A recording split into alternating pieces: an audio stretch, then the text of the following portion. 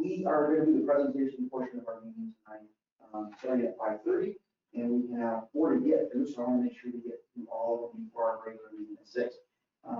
So if you are ready to get on at 6 o'clock, know that we are going to do our quick call to order, like we just roll call, and then we have to do a quick executive session. At the beginning of the meeting, so we'll have a little bit of a break, and then we'll come back. So with that, we're going to go ahead and start with our presentations. Our first one is from the Thunder in the Valley, an acknowledgement of appreciation. Mr. Cruz. Thank you. I appreciate that. I think you all have a box in front of you. You can go ahead and open those. Earlier this year, we did a thank you for your support and assistance for our car show. These cups are handmade.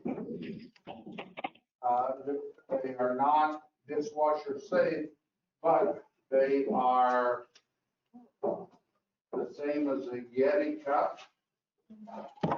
You put hot water in them. You put your coffee in it at 7 o'clock, 12 o'clock, it'll burn your mouth. All right. But it's just a thing from Thunder in the Valley. Thank you for your support, assistance. I think they're beautiful. Yeah, they are. Also, through our sponsors, because we were not able to have our car show,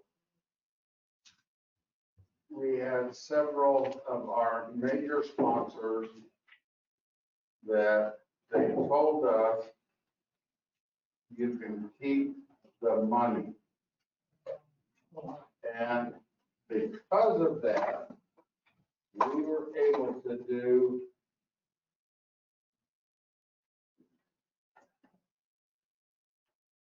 donations It should be on. to our 2 favorite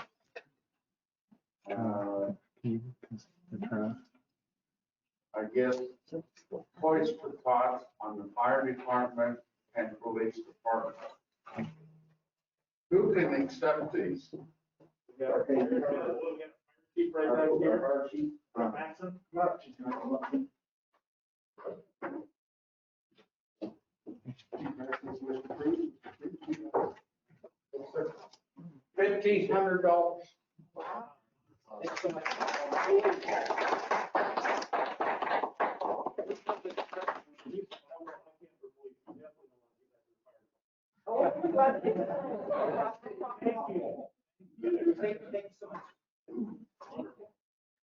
But that is what we're doing.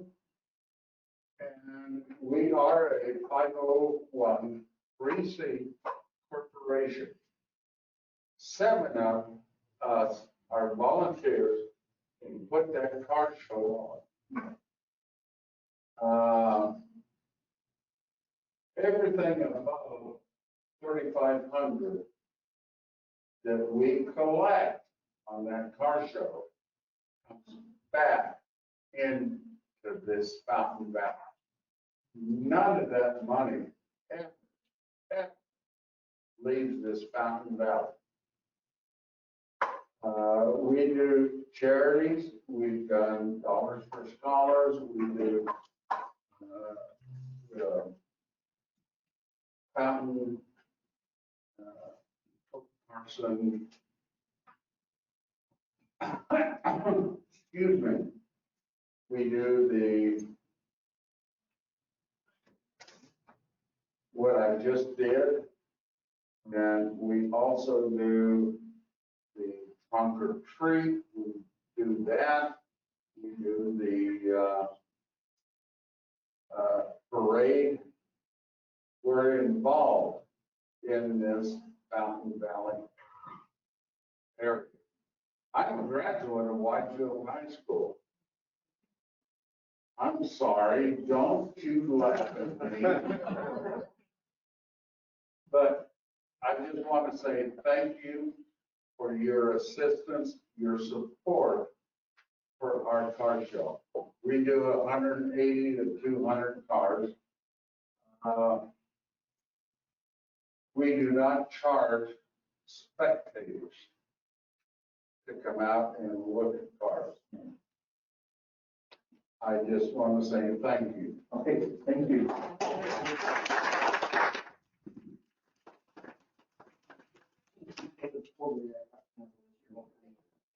Go past it.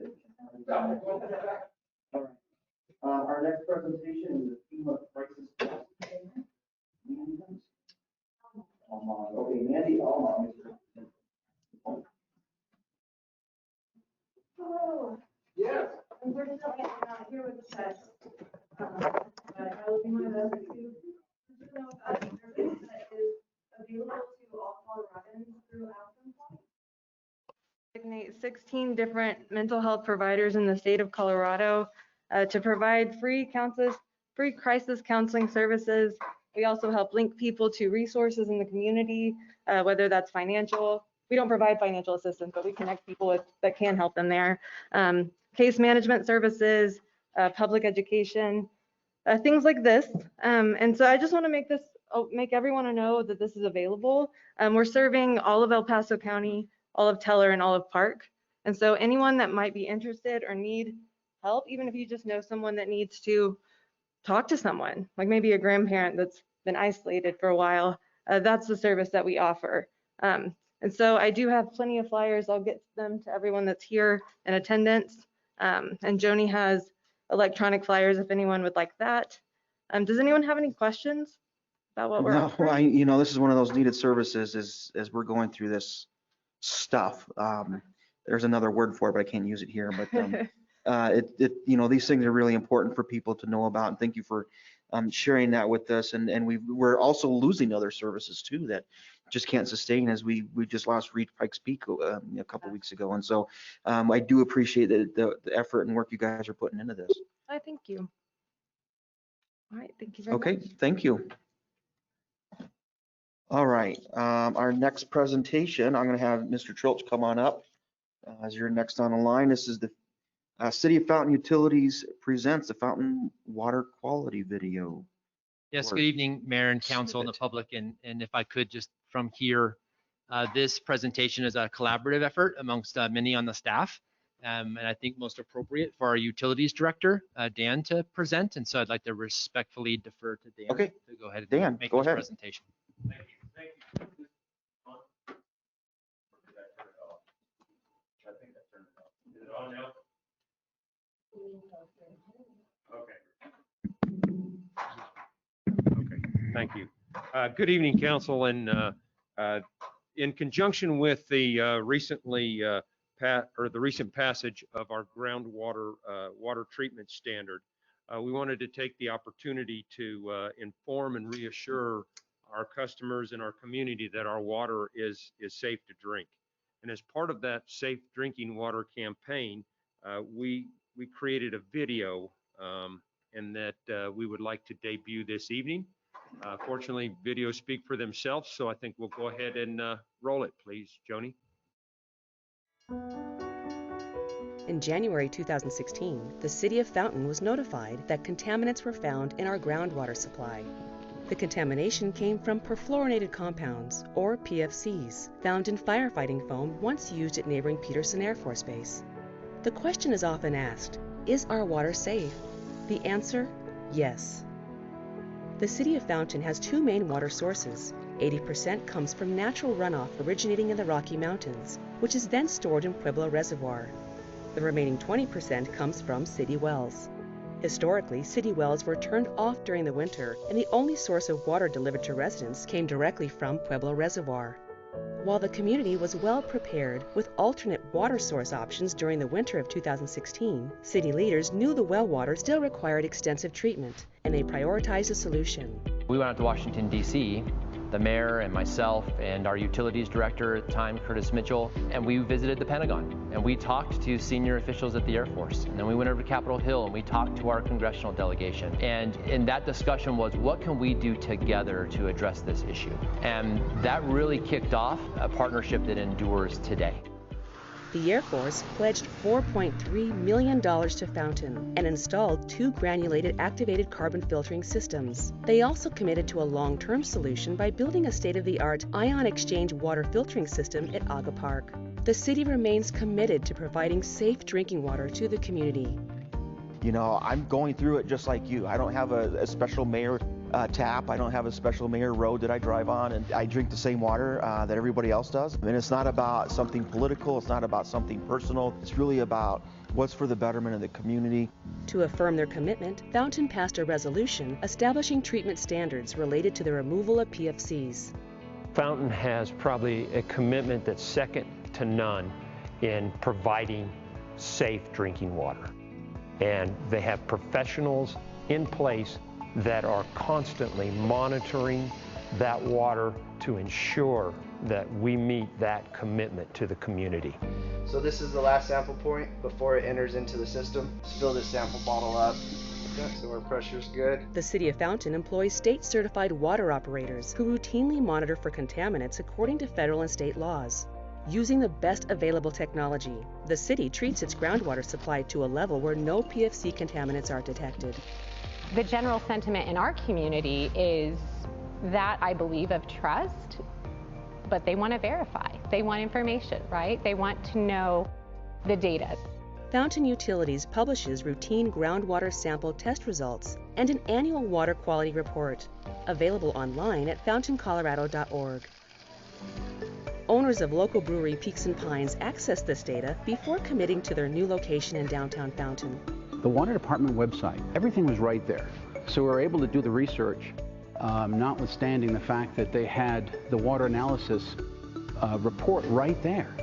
Fountain is doing the due diligence in mitigating the risk. You know, not only has our leadership and many people in the utility stepped up to do the right thing, but our community has also come to the table. As a community-owned utility, customer involvement is encouraged and welcomed by local decision makers.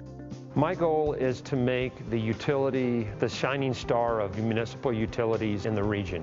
That means that we're going to be accessible. I believe that not only myself, but the organization that I work for, the City of Fountain, we're here for one purpose, and that's to serve the community.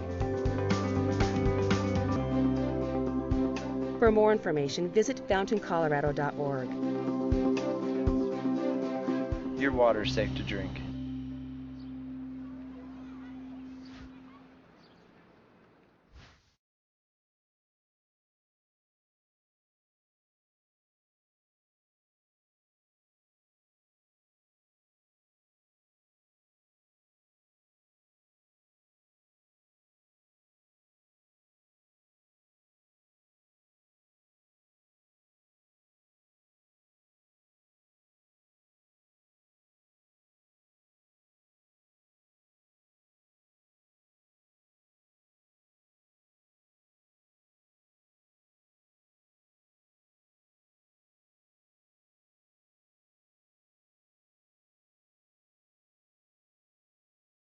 A worry in, and so we try to address that as best we can. So it's a good opportunity to share that. So thank you. With that, Colorado State Representative Lois Landgraf is here to speak a little bit more on this, I think. Welcome. It's been a while since we've seen you. Thank you. It's like deja vu all over again. So it really is an honor to stand before you today, and I want to thank you, Mayor Garcia Ortega. Sorry. Believe it or not, it's been a long day. Yeah, you know, as it has been. It's okay. The entire city council, of course, your city manager and your utilities director, and Curtis Mitchell for bringing all of us to this point today. So it's my honor to, hopefully you can understand me because I mumble at best. It is my honor to present you today with a tribute from the Colorado State House of Representatives. And if you don't mind, I'll just read it. You actually heard quite a bit of the language in that wonderful video. And this really pales in comparison. So congratulations on that. The state of Colorado, the House of Representatives, convened in the 72nd General Assembly, thereby extends sincere commendations to the city of Fountain. Print it small. The city of Fountain was informed by the EPA that its water supply tested positive for perfluorinated compounds, PFCs. The level exceeded the EPA's health advisory level of 70 parts per trillion. The primary source of the PFCs is Peterson Air Force Base. The city of Fountain asked for and received cooperation from the Air Force to reduce PFC levels in the groundwater. A short-term solution now exists with the Air Force installing granular activated carbon filters. For a long-term solution, the city of Fountain is partnering with the Air Force to construct an ion exchange water treatment plant at Auga Park. The two treatment systems have shown the ability to remove PFCs to non-detectable levels. The Colorado House of Representatives acknowledges the city of Fountain and their ongoing efforts to respond to the health and safety concerns of their community and to their recent resolution to establish a groundwater treatment standard of 2 parts per trillion. On request of Representative Lois Landgraf, given this 18th day of September, it's a little delayed, 2020, State Capitol, Denver, and it's signed by the Speaker of the House, Casey Becker. So again, it really is my pleasure and my honor to present you with this. Shall I give it to you? Yeah, May I- thank you. May I approach the bench? Oh, of course. This is weird with COVID stuff. All right, thank you. Thank you. Yeah. I have to say that we have worked hard at the Capitol to put some legislation in law that will help various aspects of this, but you have done it yourself, and I think you need to be honored for that. So thank you very much. Thank you. Thank you. Yeah. And you know, it was one of those things, and it's, I think when our council, Sharon and Greg and Sam, when we first got on, and it kind of just all of a sudden this got thrown in our laps, and there was we had to focus on it. And so you know, with the help of Representative Landgraf and Congressman Lamborn and both our senators, Bennett and Gardner, we really worked hard to put stuff together and get things moving at a time. You know, a lot of the other communities involved and a lot of people wanted to go get blood out of Peterson Air Force Base, and Peterson, they were doing the best they could. So we want to thank everybody for their help with this. I have a hand up and this may be related to this. Derek Anderson. Derek, are you here to speak about this? You are muted. Sorry, I didn't get some of what you were saying after the Colorado Springs or the Fountain Utilities presentation. That's why I put my hand up. I apologize. So, you know, we just appreciate all the help, because I think had we not done it the way we did, we'd still be fighting this issue today. But we were able to make that meeting at the Pentagon with the help of everyone above us, you know, in those seats. And it really opened that door to that conversation that we had, and made this work for us and our community, and of course Whitefield and security as well. And they're dealing with the same thing. So I think we're a model in the country. We've been presenting on it in other parts of the country as well, on how we can make that relationship work. So thank you for everything that you've done for us as well. Okay, with that, I think that's it for our presentations. So we will take a few minutes before the start of our meeting at 6 o'clock.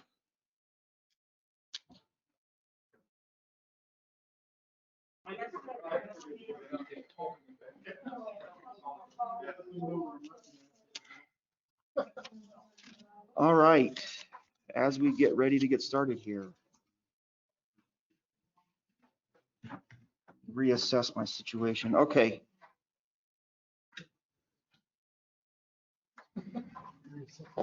And are we ready, Miss Joni?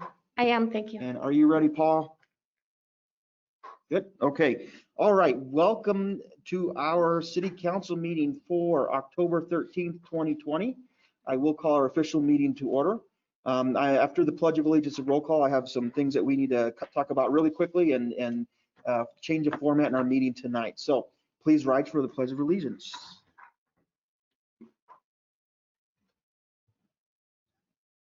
I pledge allegiance to the flag of the United States of America and to the republic for which it stands, one nation, under God, indivisible, with liberty and justice for all.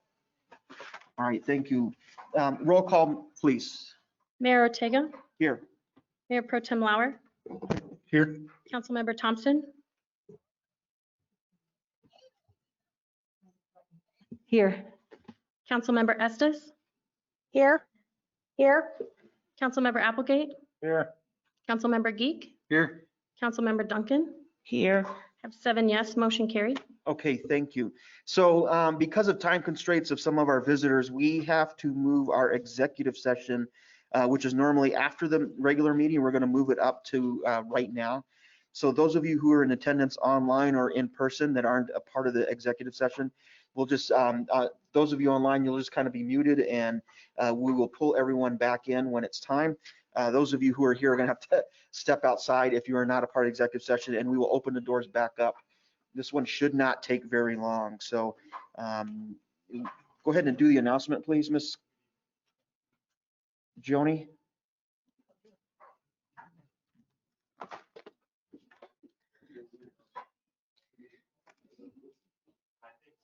Joni, we have to do the announcement of exec first. Oh, sorry, my fault.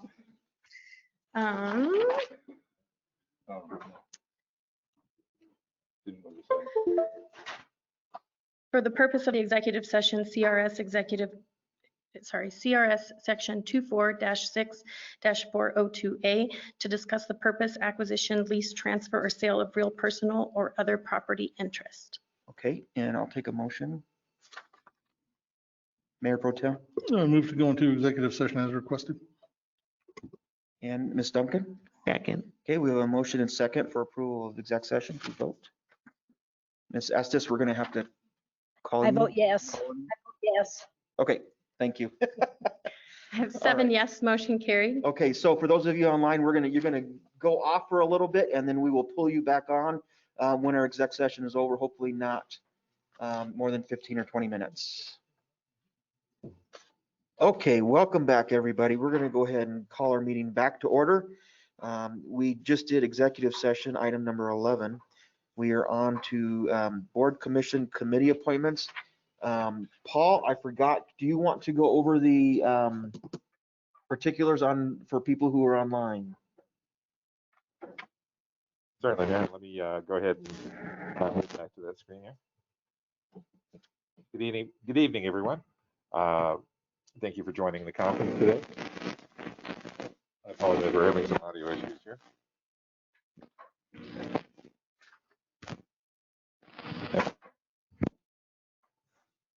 Okay, sorry about that. Thank you for joining the conference this evening. If you're logging in using the GoToWebinar software, you'll see that there is an interface with 4 buttons. If you only see 4 buttons, click the orange arrow to open the user interface to access the rest of the software. All attendees' microphones are muted. There are 2 ways to communicate with City Council.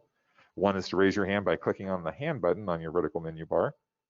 The other is to type a question into the question pane in the attendee interface. If you are not connected to the web presentation, you will not be able to raise your hand or ask a question. To raise your hand, click on the hand button on your vertical attendee menu bar. When your hand is raised, the arrow will turn from green to red. A member of staff will call on you by the name you registered with and will unmute you. To ask a question in the questions pane, in the attendee pane, type the question to the City Council and or staff members, and staff will read the question out loud and direct it to the appropriate party. If the question pane is not visible, click on the orange arrow to open the attendee pane. Okay, thank you, Paul. And I will do my best. For those of you who are online, we do have a council member who's also online. I'll do my best to ensure that the public gets a chance to speak if you have anything, any questions during those times that is allowed. Ms. Estes, I will keep you kind of at the forefront here. So as before, if you have any questions or anything, just turn your green or turn your mic on and I'll know that you're ready to ask a question. So we will move on to item 4. 4B, we did our presentations already. So board, commission, committee appointments, we have nothing tonight. City council agenda requests and announcements. I will start with Ms. Duncan. Anything tonight? Okay, thank you. Today, what's left of today is Colorado Free Application Day. So if you are 11th, 12th grader, student, adult seeking and looking to expand your education, please take advantage of today. And last year, this program increased college applications by 100%. And that's all I have. Okay, thank you. I actually had a daughter today who did that, and that's a little bit of a sad thing for me, but at the same time, I'm very proud of her. So good luck to everybody who's applying today. Mr. Geek, anything? Nothing tonight. Mr. Applegate? Nothing tonight. Miss Estes? Nothing tonight. Nothing tonight. Okay, thank you. Mayor Pro Tem? Just a quick shout out to Aaron Garcia for arranging a really good ceremony for dedicating the lineman statue out in the Duckwood Traffic Circle. And also a shout out to Councilmember Thompson and Councilmember Applegate for being there to support those folks as well. In today's era, especially where we're having to do practically everything from home, the guys who keep the lights on have become even more critical and they're even more invisible, which I know they appreciate being behind the scenes, but it's important to me that they know somebody notices that they do a spectacular job of doing that. And then even more importantly, go home at the end of the day safe. So that's the important thing. And a big shout out to the guys who keep the lights on. Thanks. All right, thank you. Ms. Thompson? Yeah, I attended virtually the Colorado Municipal League legislative meeting and already started talking about next year and different bills and things that potentials that are going to be coming back. And it's going to be another interesting ride is all I can say. It has begun. This next month will be out. Has begun. And yes, the lineman statue is gorgeous. Very, very nice. I have nothing in particular. I do want to thank everybody involved with that. Carl, especially Carl Christian, who he's been very passionate about this lineman statue, ensuring that we recognize that the city of Fountain has had power for over 100 years now, and all the hard work that's gone into that since the very beginning. I think he said the city at the time spent $19,000 on a generator to start providing electricity. And 100 years ago, $19,000 was a lot of money. And the forethought there to the point where we are today and we're able to provide very reliable power has been 100% awesome. So thanks to Carl for all your hard work in ensuring all that's in place. And I did, unfortunately, I just started, not unfortunately, but I started a new job. So I was unable to be at the thing. And so I know Greg did a great job of speaking for me. And it was nice to see Carl dressed up with his cowboy hat and everything. So I saw the pictures and that lineman statue is awesome. So I'm glad. And I've heard nothing but great things about it. So thanks to everybody, Electric. You guys are awesome. I can't say anything more than that. And 100% by donations. And that's another really neat thing. So, and thanks to the artist. I mean, that's a great job. So really excited about that. Okay. I have nothing else on that. We're going to move on to item number 6, public to be heard. Citizens may address the council on items that are not on our agenda. We ask that you sign up with their clerk prior to the meeting. Council may not be able to provide an immediate answer, but will direct staff to follow up. Out of respect for the council and others in attendance, we ask that you limit your comments to 3 minutes or less. Miss Joni, was there anything that we got an email or anything tonight? I received nothing. Okay. Anybody in the public have anything to say tonight or would like to address with the council? I have one hand up. Miss Kircher, do you have anything tonight? And you are muted. I'm sorry, Mayor. That hand keeps going up. I have nothing. Okay, thank you. Just want to make sure I'm not missing anybody. All right. Appreciate it. Okay. Appreciate it. With that, I am not seeing anything for public. I will, we do have, before we get to consent agenda, I want to, Mr. Blankenship needs to ask something of the council, so go ahead, Mr. Blankenship, Utility Director. Thank you, Mayor. Yeah, I need to request that the council set a public hearing for the proposed electric rate change at the October 27th meeting. At our meeting in September, at that presentation, following that meeting, we sent out notice, placed notice in the Fountain Valley News, and we sent out, mailed the same notice to all of our customers, indicating that we would have a public hearing on the 27th of October. I should have had this request on tonight's agenda, but I missed a procedural step. And so I am graciously asking that the council set a public hearing for the proposed electric rate change for October the 27th. Okay, and that's during our normal, our next regular meeting in Yes, 2 sir. weeks. So that is the request. I will take a motion. Okay. I'd like to Ms. make a Thompson, motion. Go ahead. Oh, you made the motion? Yes. Ms. Duncan? Okay, I have a motion and second for approval of setting that date, setting the public hearing. Please vote. This is Councilmember Estes. I vote yes. 7 yes, motion carried. Okay, thank you. All right, thanks, Mr. Blankenship. You've got some leeway since you're the new guy, so it's all right. We could blame everybody else for not telling you to put it on there, so, all right. We'll blame Carl on that one. So, all right, consent agenda, all items, item number 7, consent agenda, all items listed under the consent agenda are considered to be routine and will be approved with one motion. There will be no separate discussion of these items unless a council member or citizen so requests, in which case the item may be removed from the consent agenda and considered separately at the discretion of the council. We have items A, B, C, D, E, and F. Council, anything to be pulled, or would you like to make a motion?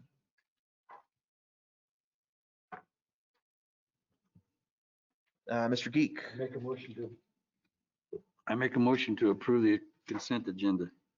And Mr. Applegate. Second. Okay, we have a motion and second for approval of consent agenda. Please vote. I vote yes. 7 yes, motion carried. Okay, thank you, Ms. Estes. We will move on to our old business 8.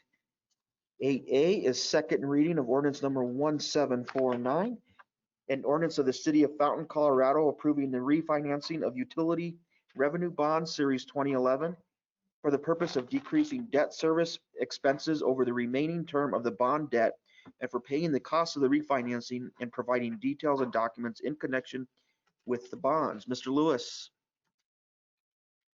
Thank you, Mayor. Good evening, Council. My name is John Lewis. I'm the Finance Director for the City of Fountain. I'm going to talk about the second reading here of the ordinance to refund our 2011 series bonds. We also have connected through the online portal Jake Ediger of our bond attorney, Kutak Rock, and Mark Reagan from our investment banker, Piper Sanders. So we have almost 7.8 million left to pay off the 2011 series bonds to the Colorado Water and Power Authority. Due to the fact that interest rates are so low, many of you, I'm sure, are aware with your own homes, the ability to refinance at lower interest rates. So Piper Sanders brought this forward to us, and we have the opportunity to refinance these bonds at a lower rate and at a great savings, which, as I say in the reading here, 10% savings. We usually try to refinance if it's up to 3%.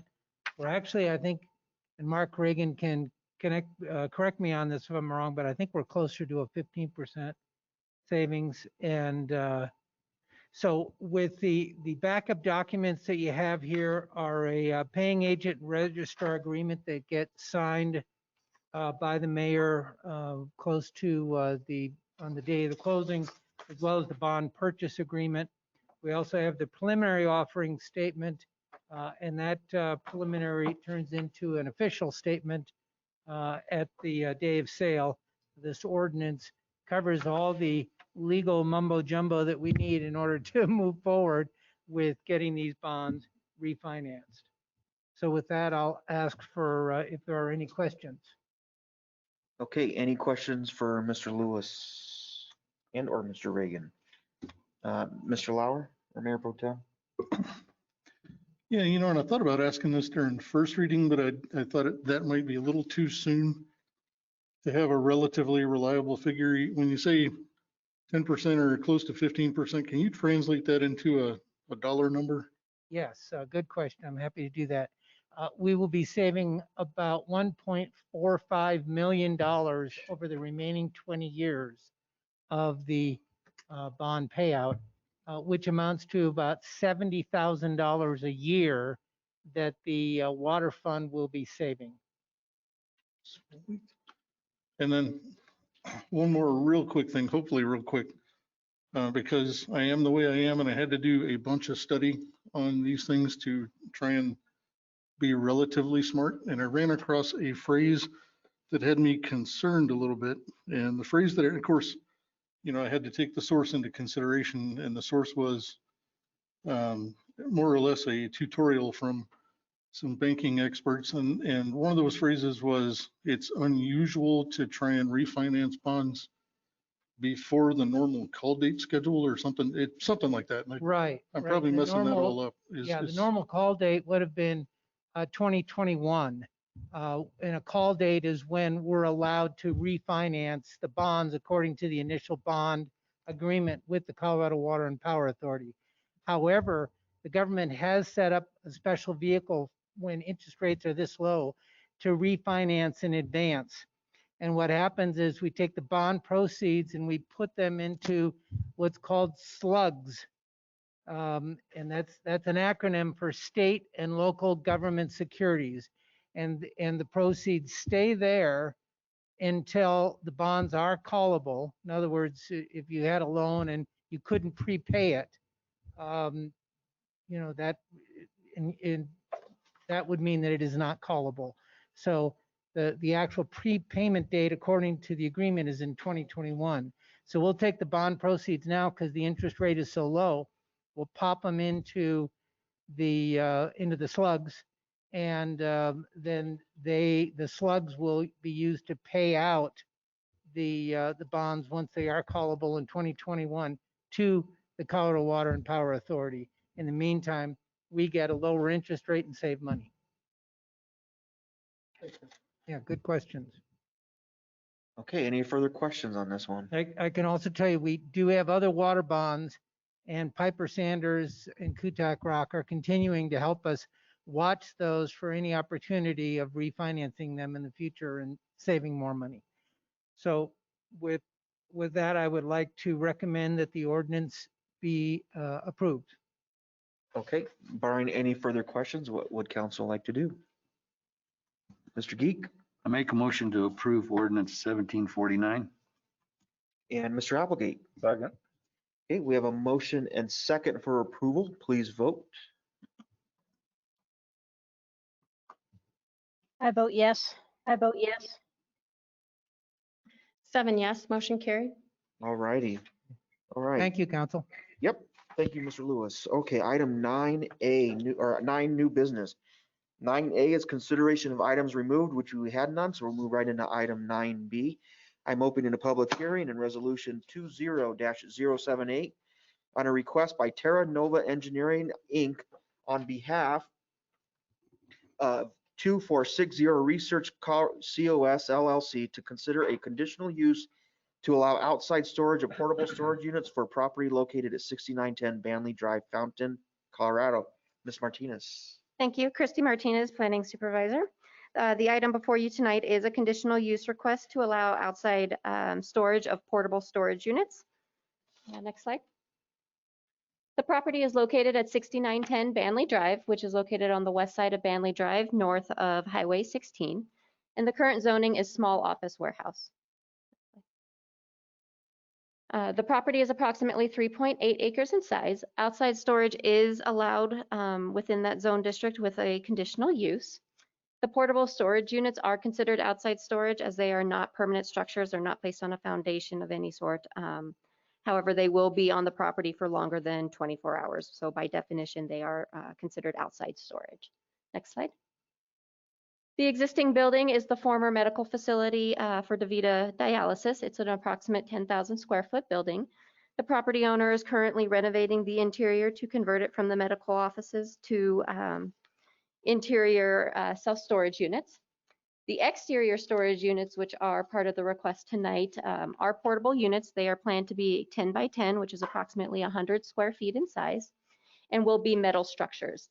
The proposed enhancements that the owner and applicant intend to add to those buildings would be vinyl lattice attached to the lower portions of the building to match the existing color of the existing building, which is an earth tone tan stucco. And they will be adding privacy screen fabric to the perimeter fence along the southern and western property boundaries. Next slide. There will be no new access points. They will all access the existing access point onto Banley Drive. The surrounding land uses are all zoned planned industrial and consist of RV sales and service, so Camping World is directly north. There is also a self-storage facility that's also owned by this property owner to the east. Next slide. The highlighted areas in yellow are the proposed locations of those portable storage units. So they are primarily along the northern boundary and then some in the existing parking lot as well. Next slide. On the left is an example of those portable storage units in the exhibit. These are shown as 10 by 20. However, they will be pared down in size to be the 10 by 10. And then on the right is the proposed vinyl lattice that they intend to add to the lower portion of the buildings where it would not interfere with the overhead doors. Next slide. The future land use plan within the Fountain Comprehensive Development Plan recommends business park or planned industrial in this area. In 2013, City Council approved the rezone to the small office warehouse, so the use is consistent with that zoning request. Next slide. Staff finds that the conditional use request is consistent with the review criteria 1726.030 of the zoning ordinance. This item was presented to the Planning Commission at their September 2020 meeting where they did make a favorable recommendation by a vote of 7-0. Staff's recommendation tonight would be approval of Resolution 20-078 for the request to allow outside storage of portable storage units for the property located at 6910 Banley Drive, subject to the conditions that the privacy screen fabric is installed along the west and southern boundary property fences, and that the portable storage units are enhanced with the vinyl lattice as shown in the exhibit. Are there any questions for staff? Let me ensure that Ms. Estes doesn't have a question. I see no questions from staff. And I do believe the applicant, Matt Craddock, should be in attendance as an attendee if there's any questions for him. What was the name of the? Matt Craddock. Mr. Craddock. Mr. Craddock, I don't know if you are available to turn on a mic if you have anything to say, unless you're fine. It says you have to enter a PIN. So I don't know that he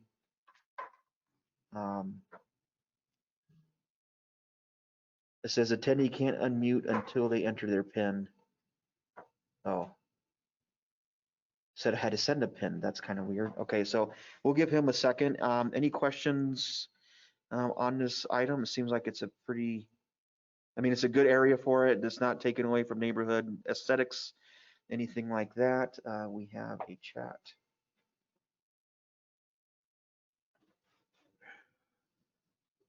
He's going to try to re-log in.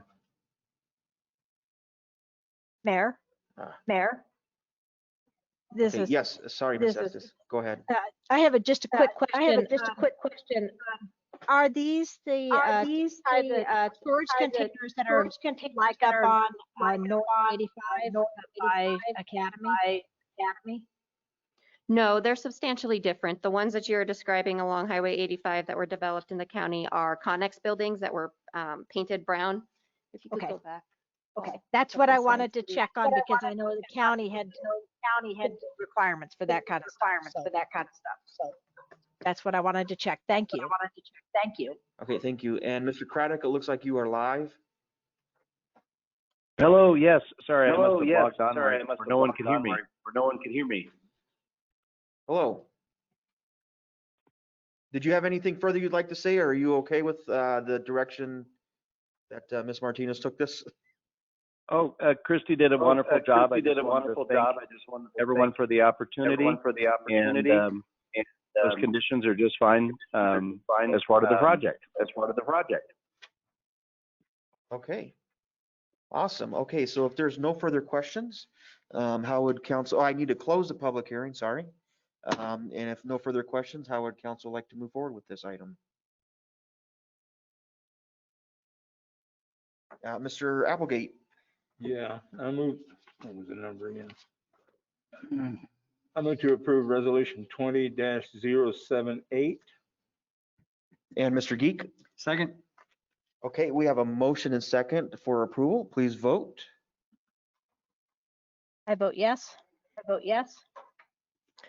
7 yes, motion carried. Okay, thank you, Mr. Craddock, and best of luck with everything. Thank you, guys. All right, take care. All right, item 9C, a request for a transfer of ownership of a hotel and restaurant liquor license for Hangry Ohana 3 Inc. from King's Chef Diner Number 3 LLC, located at 6436 Highway 8587, Suite M. It says Ms. Huffman, but Ms. take that. Cornel, go ahead, take it. Yeah. Hangry Ohana submitted a complete application along with all fees to the city clerk's office on October 16th. Oh, I lied, September 16th, 18th. I apologize, I don't have the date right in front of me. I have completed a background check for all of the owners with 10% or more. The police department has been notified of that new application also. They have no concerns. And the applicant, Mr. Grant Conrad, is available in the audience if you have any questions for him. Okay, so this is just a simple transfer from one owner to the other. Correct. Okay. Any questions or concerns from council on this item? I'm seeing none. Are you guys okay? Awesome. Okay, with that, let me check with Miss Estes because she's online and. No questions. Okay, so with that, I'll take a motion from council.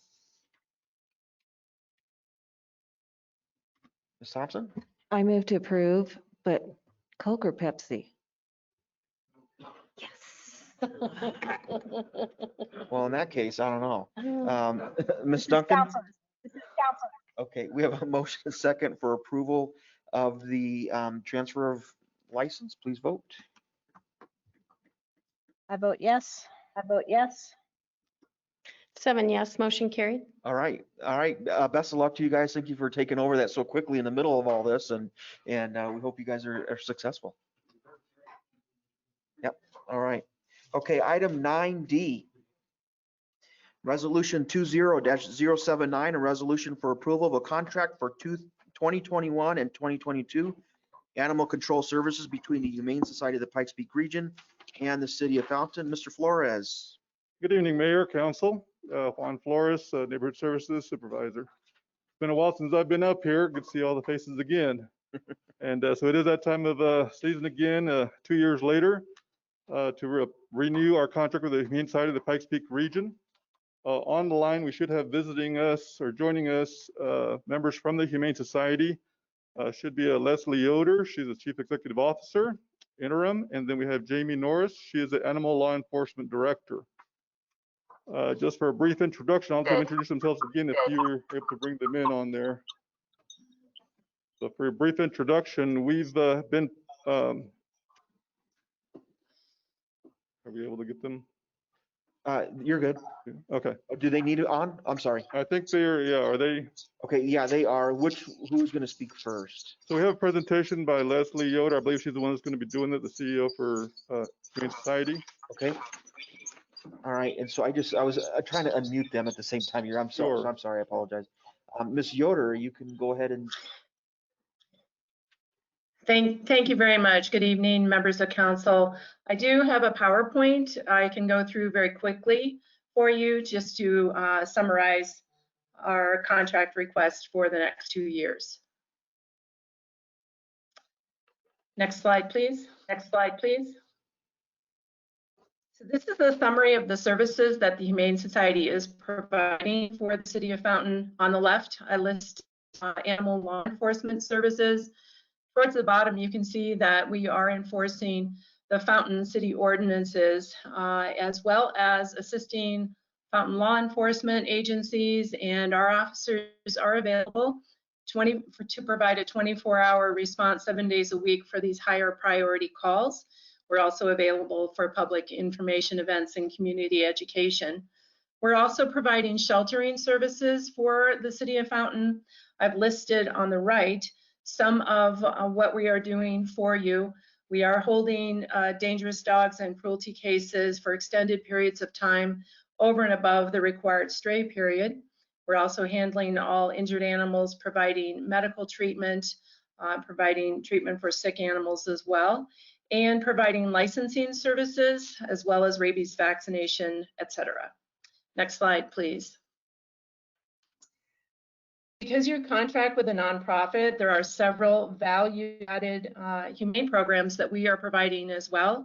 Adoption services, volunteer services, spay and neuter, medical outreach and vaccine clinics. That is a photo of our veterinary clinic on this slide, as well as some behavior modification and, of course, disaster response.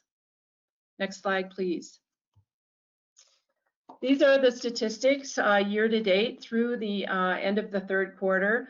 I won't go through these. I know they're provided to Officer Flores as well as to council. Next slide.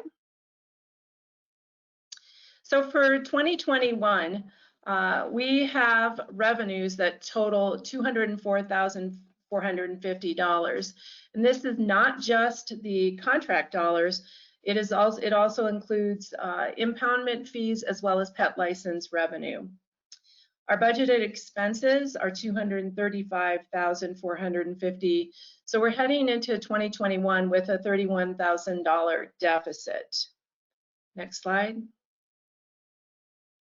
So for our request for 2021 and 2022, should you go with a 2-year contract again, we would be asking for the $31,000 deficit. And then for 2022, a 2.5% increase on our budgeted expenses, which amounts to $5,886. Next, please. So I want to talk a little bit about the requested increase. We last negotiated with the City of Fountain a 2-year contract. That was in the fall of 2018, and that was for the years 2019 and for this year, 2020. Since that time, we have experienced an 18% increase in wages, and that is due to minimum wage increases and market adjustments. So that is the reason for the increase that we are requesting this year heading into 2021. And just to make you aware, personnel costs make up about 70% of our budget. Next, please. One item that I wanted to make you aware of is a proposal to increase the pet license fees. We are working with the City of Colorado Springs as well as El Paso County, both of whom have passed their ordinances and resolution to increase pet license fees. These fees have not been increased since 2011. We are proposing an increase of $5 per license for most of the license categories, and an increase of the late fee from $10 to $20 to try and provide an incentive for people to purchase licenses. We annualized what that would look like for the City of Fountain, be about an additional $6,200 in projected revenue, which then would lower the contract request to $24,800 for 2021. And of course, these fees do support the contract. Next, please. Just quickly, the community benefits of licensing. We are able to reunite pets with their owners in the field by our animal law enforcement officers, as well as by any citizen who might find an animal and be able to trace the license tag through our call center. And of course, rabies vaccination is a prerequisite to licensing, so this is a public health issue as well. Next. And that's it. I'll be able to answer any questions that you might have. All right. Did you have anything, Juan? Yes, Mayor. I just want to point out that we have had a 20-year partnership with the Humane Society of the Pikes Peak region. We contracted with them initially back in 2001. And so it's we were initially 1 year contracts, and we moved to a 2-year contract. It made it so much easier going through this motion here.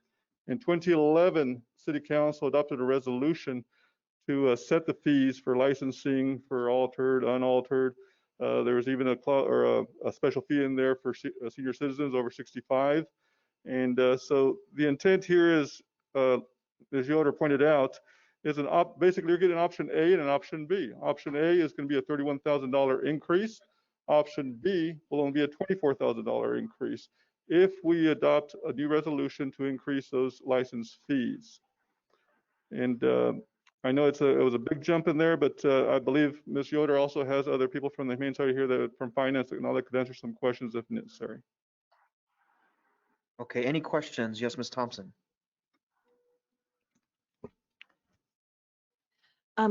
Is 500, and on the slide when you showed the statistics on how many animals you had recovered, I think it was last year altogether, 595, I think is what it showed.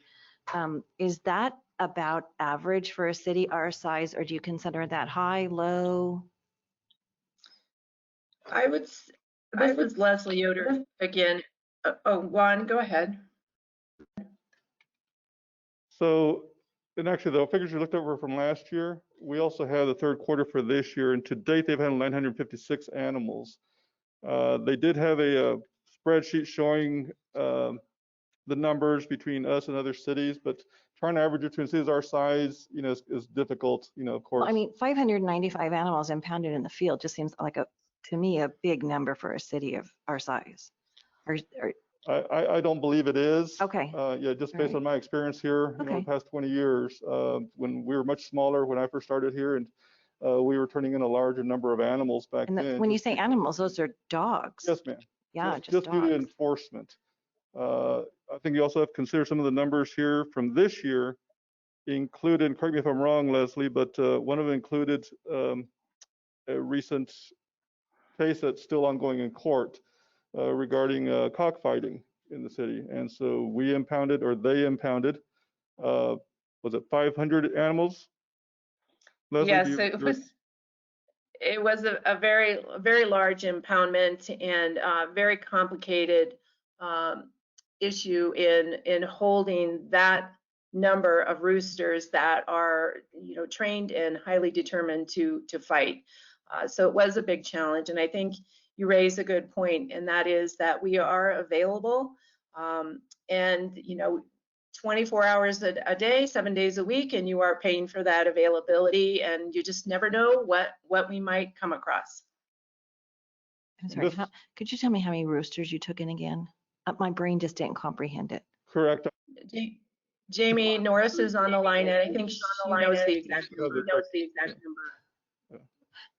And this was something that was identified by a joint effort between Humane Society and code enforcement. Right. And then we assisted them with the enforcement aspect of it.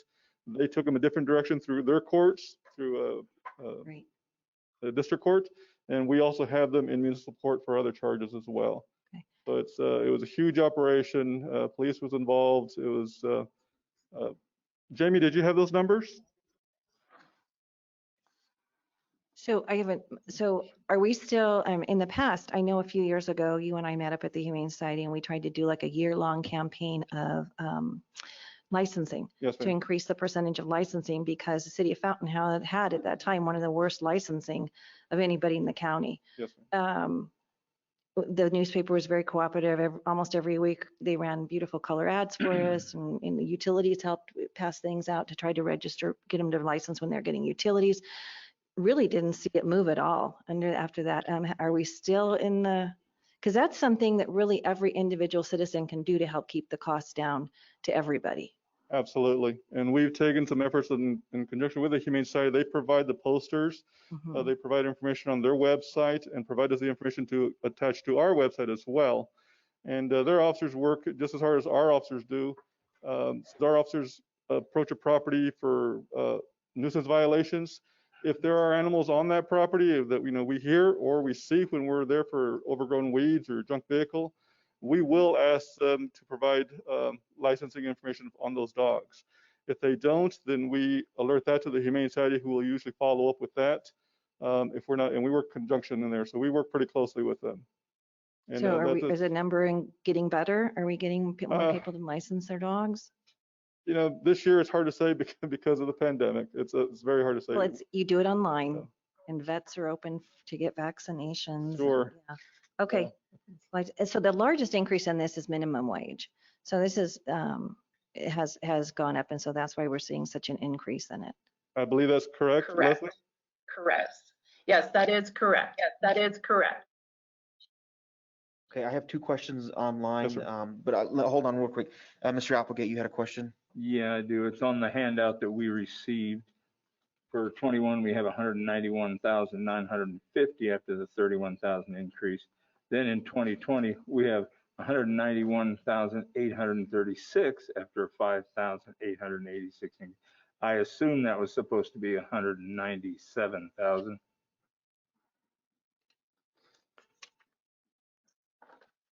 I think that's correct, Mr. Applegate, and it's misprinted, I think, in the commentary and in the resolution. That's what I'm saying. You have, because I'm showing, well, I'm sorry, my figures were showing in year 22, 191,836. That's not what you're showing. What? If you're increasing it. 197,36, yes. Yep. Your motion, just make that to match what's in the contract. Okay. All right. The couple questions I have online. Is there a shelter in Fountain, and how many roosters were confiscated? I think that's part of that discussion from earlier. Sure. Yeah. Hello, this is Jamie Norris. I don't know if anybody can hear me. I'm the Director of Animal Law Enforcement, and I actually was out on that call all day long. We started early in the morning. We were there till very late at night. And I don't have the exact number written down here with me. I apologize, but I think it was 445 fowl. I mean, there was a bunch of hens in there too, and roosters. There was a lot, I can tell you that much. It was over 400 though. Wow, okay. And the other question, is there a shelter in Fountain? I answered no, we don't have a shelter. One of the main reasons why we do contract with the Humane Society. So any other questions? Correct. I am not seeing any. Miss Estes, no questions. And let's clarify, this is City of Fountain, so this is not Fort Carson. They have a different provider. So if you live on Fort Carson, your animal does not go to the Humane Society. I think that's a very confusing thing that happens around here a lot. Is that still correct? That yes, is that correct. is correct. Corrected. Sorry.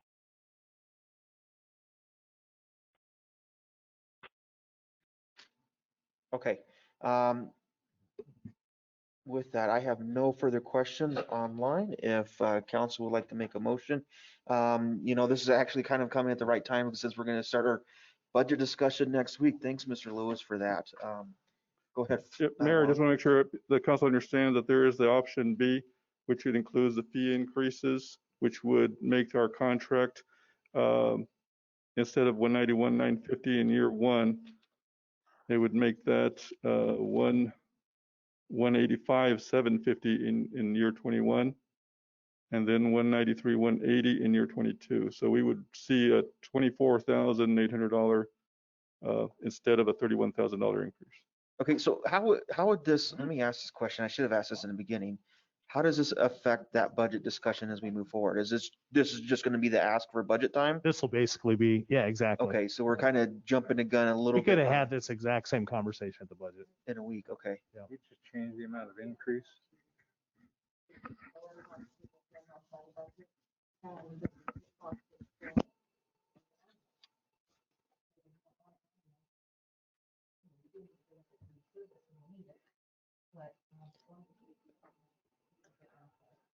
Did they just change the amount of increase?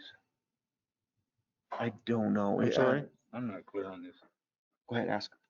Did you just change the amount of the increase from 31,000 to something else? To 24,800, yes, sir. That's if we approve the resolution regarding pet license increases that Humane Society has proposed. This is something that Colorado Springs has done, as the county has done. In fact, one of those two just approved theirs tonight for those increases in the next, starting next year, January 1st. And that will help offset the funds that they're going to realize from that will offset the money that they projected initially. So instead of a $31,000 increase, we would only see a $24,800 increase. Yes, it's on your in your packet, and it's the one that says fountain contract increase summary. It'll be the third bullet on the bottom and then the sub bullet.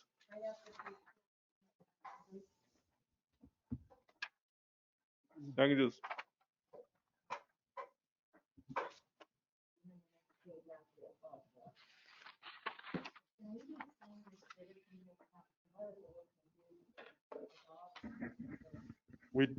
We do have.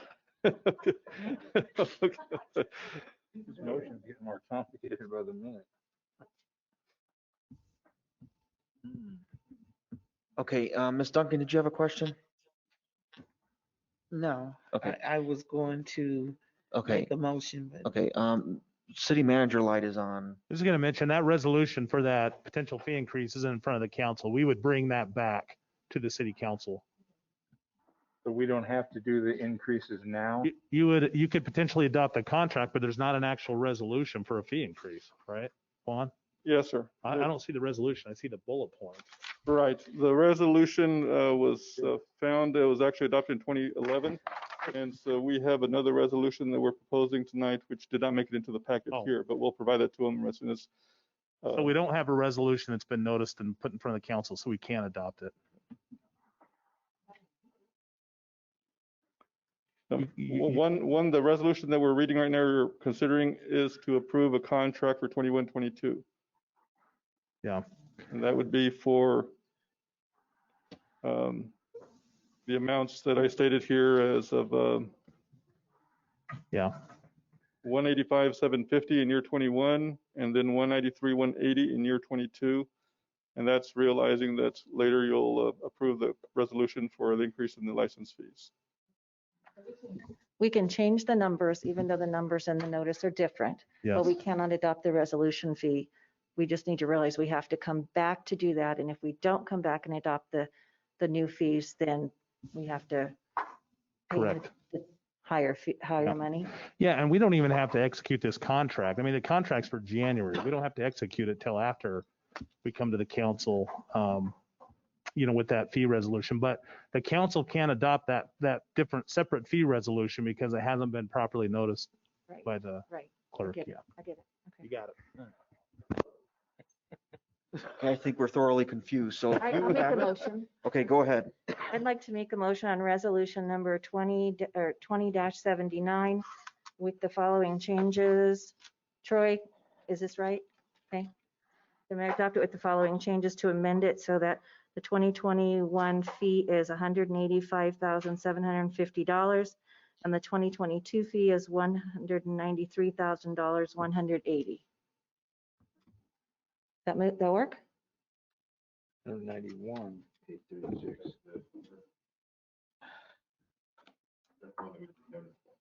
No, well, it is noticed. I'm not adopting the fees. I'm just adopting the monetary amount, which I thought you said we could do that. The number for 22 will be correct. So my recommendation wouldn't be to do it that way. My recommendation would be to adopt. I withdraw my motion. We'll It start again. would be to adopt the original with the higher number. And then when we come back with because we don't want to presume that the council's gonna, or push the council one direction or another. So when we come back to the actual That's what I asked you. fee resolution, then we can actually execute a lower number contract. Okay, I'll take a stab again, but I still have to correct the number, right? Then the Okay. 2022. All right, I move to approve resolution number 20-079, 2021 fees of $191,950 and the 2022 fees $197,836. Is that correct? Right, you got it. Okay, we got the head nod from the attorney. Everybody seem okay with that, Mr. Geek? Second? Okay, we have a motion and second. Please vote. Thank you, Ms. Thompson, for tackling that. Hey, I'm willing to make mistakes in public anytime. I vote yes. Ms. Estes, how do you vote?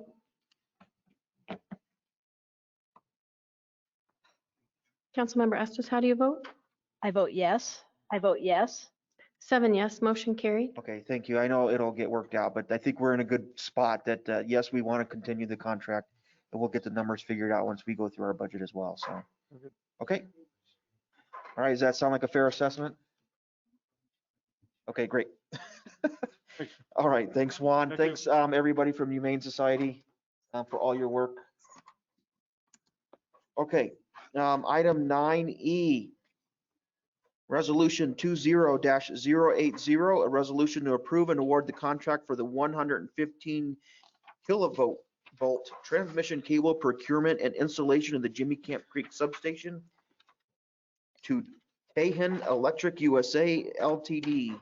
It says Mr. Christian, but you don't look like him. Sorry, guys, you'll have to. Much slimmer. Go ahead. Yeah, Okay. much slimmer. Good evening. I'm Cody Clark. I'm the General Foreman for Utilities Electric Department, and I'm proud to be here tonight to respectfully recommend your approval of this project for what is the final piece to get our Jimmy Camp Creek substation online for summer of 2021. We had 3 bidders. We evaluated and selected Tahan Electric in addition to being the most cost effective. They were also willing to give us a 10-year warranty as opposed to a 5-year. Most of the cable manufacturers offer a standard 2-year warranty. We specified a 5-year. They were willing to give us a 10-year warranty with no additional cost. At no additional cost. They also offered us $250,000 worth of engineering support for the duration of the project. This being our first endeavor with high voltage cable, we felt that that was really to our advantage.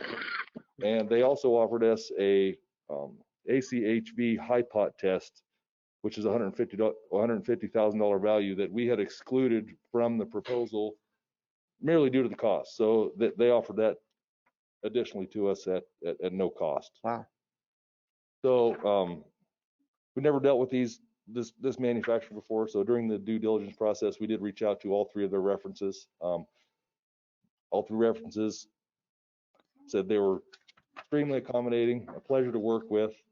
All of these references had relationships that were anywhere from 7 to 15 years. They'd never experienced any cable failures, and we're really pleased with Tahan Electric. So that being said, does any questions? Any questions? I'm not seeing any from council. Let me check with Cindy. All right, what would council like to do with this item? Mr. Applegate? I move to approve resolution 20-081. 80. Oh, you're right. I looked at the wrong paper. I take that back. Resolution 20-080. All right, we have a motion, Ms. Duncan. My second. We have a motion and second for approval. Please vote. I vote yes. I vote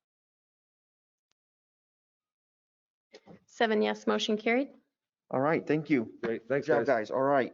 Item 9F, resolution 20-081, a resolution to approve the purchase of a fire quint ladder from the Darley Company. Chief Maxon.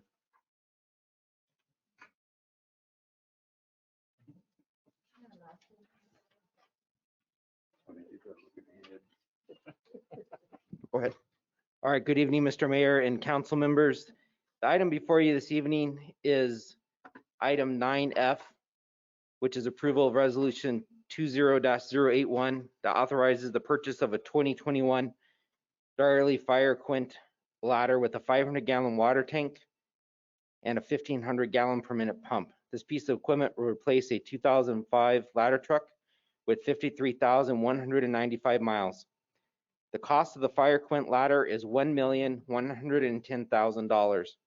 The current ladder truck has been out of service for 4 months. So I just want to share with you how we have gotten to where we are today. About 6 to 8 months ago, I started identifying that we were having a lot of issues with our current ladder truck. I identified that to replace the ladder truck with something equivalent would cost us about $1.7 million. And so we started looking internally at what the risk is here in the city of Fountain. We started looking at our fire operations, and for our buildings, a lot of our newer buildings that are really tall are fire sprinklered. We are set up to do high-rise operations with standpipes. You know, if you go to New York City, they don't have ladder trucks that go to the very, highest building there. Beyond a certain level, you do high-rise operations with the standpipes and the stairways, and we have hose packs, and we go up the stairwells, and that's how we fight a fire in those kinds of buildings. So our current ladder is 105 feet tall, and what we identified is to try to make this fit the city of Fountain in our operations. If we went with a 105-foot ladder with a 500-gallon tank, which is what we really need, is that water on the truck, it was going to be dual axle, is going to be a much larger truck, and the cost would have been, significantly more. So in really looking at what we really needed and really meeting with my staff, we identified that a 75-foot ladder would be really the appropriate truck for our community, with turning radiuses and ground clearances, and the 75-foot aerial would adequately cover us on things. The current ladder, like I said, has been out of service for 4 months, and that is because they no longer manufacture the parts for the actual ladder part. The ladder, when you extend it, has a computer on it that calculates what the tip load is so that you don't overload that truck. And that entire system is having to be replaced. And so we've been waiting for someone to come from Germany, because this is a German ladder, to work on this truck for the last 4 months. We've tried our best effort. And so it's my goal, if we are approved, to get this new ladder truck, that we can hopefully get the one we have now fixed long enough, because this will take us, hopefully, if we're lucky, if you all approve this purchase, it would be here at the end of 2021. If we're lucky, I think hopefully by December of 2021 is how long it would take for us to do that. And this is also in accordance with the vehicle replacement plan that I wrote in September 2019, which you all, I believe, have all seen, in keeping our city fleet up to date as well. And I do want to point out that this truck is a Quint, and it's a fire engine with a ladder on the top, and that's because of the water, the hose, the pump. It's a very versatile, multi-purpose truck that will really serve our city very well. It also has a compressed air foam system as part of its firefighting, onboard system, and that takes our water and extends it greatly for firefighting operations, makes us much more efficient when we're fighting today's fast-moving fires.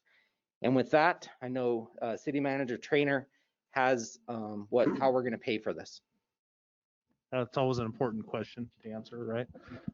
Especially with a piece of equipment that large. For those who may not be aware, a number of years ago, the City Council adopted what we call the public safety tax increment. And all that was the City Council making the determination at that time that a quarter of all new sales taxes received from new businesses from that time forward would go into account this public safety increment. So we're just taking the existing sales tax that we already received and setting aside a portion of it to be used towards public safety capital needs, whether it's buildings or vehicles. And so some of our facilities, for example, Fire Station 1, improvements to the police station, where the police department is, our existing vehicles, a lot of those get paid right out of that increment. And so this will be funded the same way. And so we won't actually take ownership of this, like Chief said, 16 months down the road. We'll make some payments on it next year, but we'll need to come back to the city council at the next meeting with a budget supplement that John Lewis is working on, and we'll specifically lay out the acquisition of that truck and then how we're going to pay. Well, I mean, I'm laying out how we're going to pay for it now, but that will be the technical side of putting that down into our budget so it's locked in. And we have the funds available on new incoming revenues in that public safety increment to make the payment on the vehicle. Okay. Checking for any questions from council first. Mr. Mayor, if I could go just say ahead. one more thing. Yeah, oh, sorry, go I ahead. just also want to assure you all that the price on this has been offered to us through the Houston Galveston Buy Board, which is a cooperative agreement so that we can guarantee that we get the best possible price on this vehicle. It's where local governments all pull together and everybody buys a lot of different things, and it just really helps us get the best possible price for this vehicle, the best for our taxpayers. Have we been a part of this before? This cohort or cooperative? We purchased one other vehicle on it, and we certainly can in the future, but that's how this was quoted to us, is utilizing this buy board. Wow, okay, great. Okay, thank you. Any questions for Chief on this item or Scott? When we Ms. got our last Thompson. fire engine, I believe this company did it the same thing for us. They gave us a discount. That is correct. Yeah, so, yeah. I think that wasn't the discount because it was a floor model, basically. No, this is different, isn't it? That was a demo that had traveled. I don't mean the previous ladder engine. I mean our previous last fire when we bought right before you came on. We did the same thing where they build it and they let the people who live locally kind of come in and look at it and climb all over it a few times, and then they sell it to you as a floor model. Yeah. Okay. So it's a great program for them to have because it helps them out. People can see it while they're building it, but then we get the benefit of the discount. So, yeah. Okay, Scott. And this is a question for the chief, just so we're really clear, you're gonna bring, I think you mentioned compressed foam on it. No PFAS in that foam, or that's always an issue in this community, right? So that's a very important question. And the city of Fountain, I believe for a number of years now, or possibly, I'm not sure what went on, even 5 years ago, but when I became the fire chief 18 months ago, we had PFAS-free foam at that point in time. And our PFAS foam, our foam is still PFAS-free, 100%. All right, and just for, Darley's a company that made the oldest engine we have, isn't it? It is. They've been in business since 1908, and they've been building fire engines, I mean, just about as long as the other big companies. And so with this truck, we'll have trucks that are exactly 80 years apart. And I think a lot of you have seen our antique fire engine. It's still going strong. Yeah. Okay, great. Any further questions? I see none. Mr. Geek? Yes, I thought we were going to look at maybe getting a used. Is that not, we're not going to even think about that now? Yes, sir. That is a good question. So in the last several months before I came with this proposal, I really looked very strongly. I put word out through the nation to several of the used fire truck vendors, and we started looking to see what was available out there for us to purchase. And what we typically found was we found a truck that is typically 10 to 15 years old. The ladder trucks typically do not last longer than 20 years, is really the average lifespan that it would happen. But those trucks are still going to be between $500,000 and $600,000. It's 10-year-old technology. And really talking to a lot of folks in the industry, there's likely an issue or something going on as to why that ladder truck is being cycled out by the government. Now, there are some rare instances where a ladder truck might be rotated out because the government just has, a lot of money and they rotate their fleet. But we just, we're not real sure if we would be able to, what kind of truck are we going to get in doing that? And so we felt like doing the new truck that'll last the city of Fountain at least 20 years, if not longer, would really be the better thing for the taxpayers. Now, are we gonna, we are gonna finish fixing our current one, right? Yes, sir. We are going to fix it and make it go hopefully long enough. If we get into next year and it continues to fail us, we'll have to make a financial decision on, is it worth fixing at a certain point? But it is my hope that we can fix it to where we can feel good enough about the truck to where we might be able to sell it to another government somewhere. That was my next question is, are we gonna be, if we can make it that long, are we gonna be able to sell it? And do you have any idea what you could sell it for? I have been told in the talks that I have had that the truck might be worth anywhere from $75,000 to $100,000.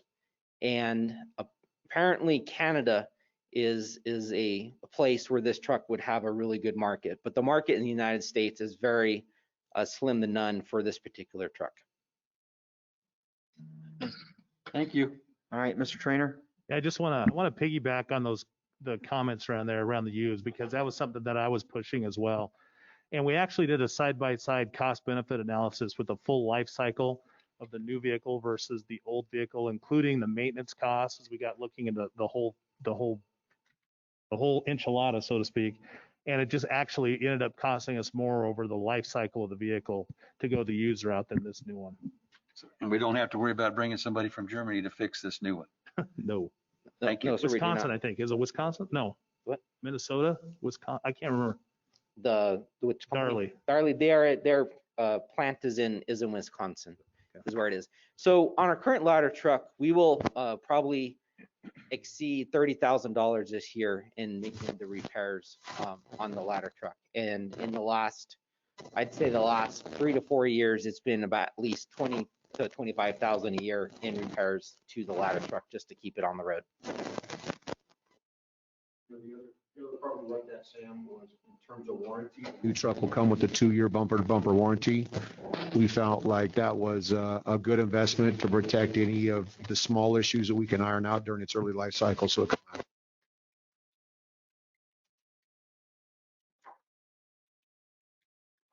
Okay. Any other questions? Nice discussion. Mr. Geek? Can I make a motion? Yep. I make a motion to approve resolution 20-081. And Mr. Applegate? Second. Okay, we have a motion and second for approval for the new ladder truck. Please vote. I vote yes. I vote yes. 7 yes, motion carried. All right, thanks, Chief. Thank you very much. All right, item 10, correspondence, comments, and ex officio reports. I'll start with City Manager. Thank you, Mr. Mayor. I have just a couple events I wanted to briefly mention. First of all, our what has been known as the trunk or treat. Obviously, this year we're not going to be able to do the trunk or treat Halloween event. We're modifying it into something that's more of a drive-through event for kids. We're calling it Fountain Fright Night. That's October 30th, and so I just want to kind of keep that in the front of everyone's mind. That'll be at Metcalf Park from 6 to 8. I say 6 to 8-ish because for all of us who have attended those, we know that sometimes they go beyond that. But essentially, it'll be families in their vehicles driving through Metcalf. We have a loop that we're doing through Metcalf Park. Candy will be handed out in individual bags for kids, non-contact type of event. And we're pretty excited about that event. So I just want to keep making sure that I bring that up to keep that in the forefront of people's minds. I also want to mention just some conversations. I just want to give the council a heads up on some conversations that we're having around the Christmas tree lighting. And everyone knows that's the event that we hold every year, the Friday before Thanksgiving over at Mayor's Park. And because of obviously the nature of what we're dealing with COVID this year, we started exploring and talking about some potential different options on how to do that. That's a little bit more, at least a little bit more socially distanced. And so one of the things we're exploring is doing a Christmas tree lighting event over here at City Hall. We're talking about bringing in and we're sort of talking about the creation of potentially a new tradition of every year purchasing a 12 to 14 foot tall live tree and having it planted out here, not literally planted, but we'll have a box that's built to put it for the month for the holiday season. Then we would do a lighting here. Then following that, we would plant that tree out somewhere in one of our parks. And so the vision is that 20, 30 years down the road, we'll have this, these various trees that were our Christmas trees over the years. And thought that was kind of a fun idea. We'll continue to light up the Christmas tree over there at Mayor's Park, but we thought it might be a neat opportunity this year that gives us a little bit more room to socially distance. We'll have a space for Santa Claus and the mayor to speak from the balcony up here, to have a little bit social distance for the choir, if the choir is still able to participate. So we think it could be a really kind of fun event. It'll be a new one. So, we're going to kind of explore how we can really make it neat for everybody. And I think we're going to have some fun around it. So the intention's to replant the tree somewhere. So are we going to do like Clark Griswold and go yank it out of the ground and have it on our station wagon? Yeah, exactly. Okay. So can we do you have a station wagon? No, I Use your don't. truck. Yeah, okay. Right. We'll just throw it in there. We're going to acquire one from one of the tree nurseries, a nice spruce, bring it in, or some sort of evergreen tree, bring it in, and create I think Fleet they got someone up there who fabricates metal. They're going to be looking at making some sort of large planter box that we can use for the holiday season and decorate the tree and kind of have some fun around that. Awesome. Okay. Yeah. I just wanted to share that with the council. We're of course still exploring these different events and how we might need to modify them just because of the nature of what we're dealing with right now. But yeah. Just want to make sure I mention that to you as well. And then the last thing I want to mention, this sort of ties into that tree idea as well, is we're also working on being recognized as a Tree City USA. And I think that's a really neat designation. That's something that really identifies a city as a city that feels like the tree canopy in your community is important and is investing in it. Now, the reality is that's not going to cost us anything more than we're already putting in with our ongoing parks tree maintenance. But at some point, you'll probably see a tree ordinance come to the council and just describing how we take care of our trees and maintain them. So I just want to mention that just as a heads up for a future date. That's all I have. All right, thanks. Nothing, Mr. Evans. Chief Heber, it's been a while since you've been here. Good, sir. Good to see everybody. Look, just want to give you an update, echo the comments of a great ceremony. Greg, I thought you did a great job in speaking and leading that event, and hats off to, Carl and the boys, and I was really proud of our community that day. We're working real hard. We appreciate your support to work real hard to update the PD and take them in the 21st century. The FD. It's noticeable by the firefighters, their morale. They really feel the support. I think their spirits are very high. Want to give you an update that the police officers are also doing good in light of everything going on. We live and we work in a great community. We feel very, very blessed to be in, and they're all doing good. So that's my report. If you want more details on that, I'd be happy to share with you. Last thing, just to comment that our annual Blue Red Santa Drive, that's usually done by the fire auxiliaries, our fundraising 501c3. Because of COVID this year, we weren't able to fundraise, through on the multiple city events that we did. So we started this year off about $10,000 in the hole. So I'll be sending out some emails to ask for any kind of taxable support, taxable donations. So far, police officers and firefighters have donated $1,200 to that cause. All the money from Thunder in the Valley, which is a great community and partner, will go to offset those expenses, and we'll continue to fundraise. I think we're going to do a car wash this weekend to help generate some funds. Last year, if you remember, we supported about 300 families and all their children. We provided their food. This year will be a little different in COVID. It'll be a drive-through at the fire station, but we want to make it a real special event for some of our kids in our community that really would come to rely on that. So thank you very much for your support, and it's good to see everybody. All right, thank you. Even more this year, I think we're going to need that. All right, Chief Maxon. As Chief Heber was saying, the car wash will be this Saturday at Fire Station 1 at 811 North Santa Fe Avenue from 11 to 3. And if you want to stop by and get your car washed, we'll be glad to do it for you in exchange for a donation. And we're hoping to raise some of the money that we're going to be missing. And I think the need for the kids in our community for toys and things at Christmas is going to be greater than ever before. So it's going to be a great event for us to support.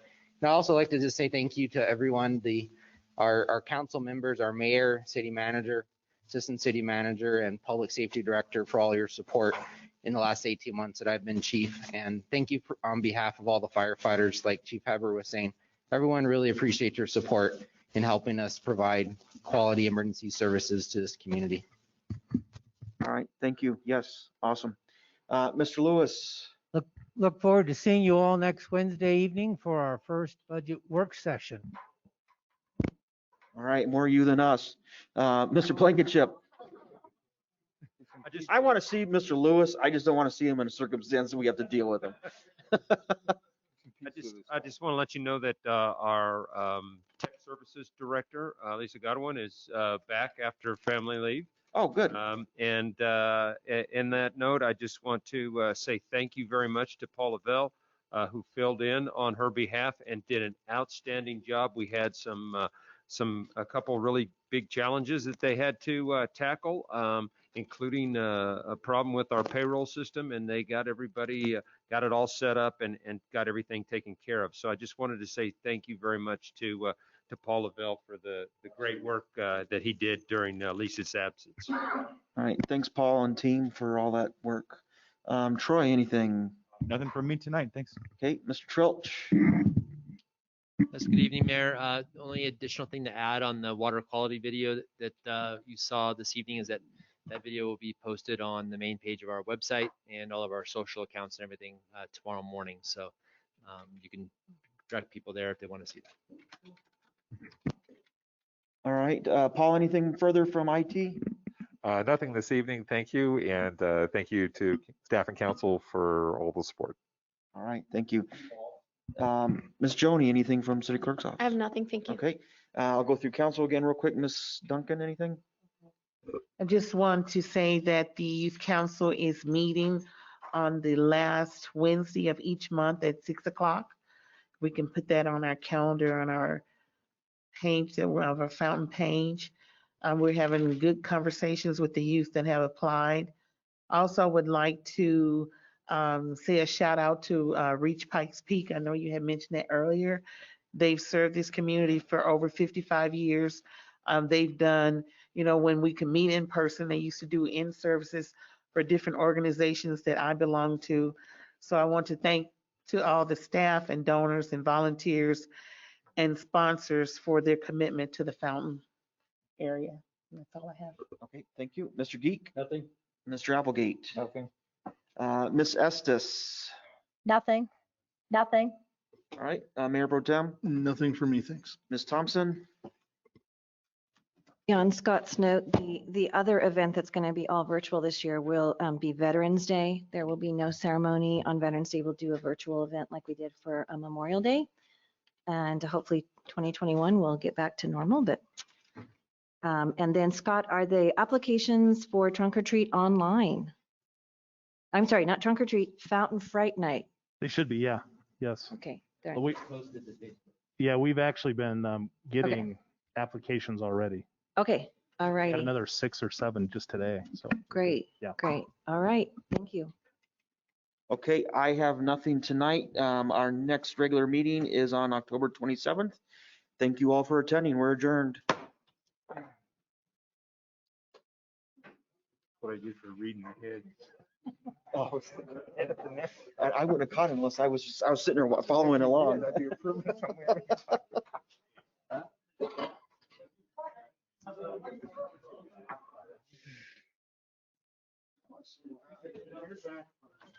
What's that?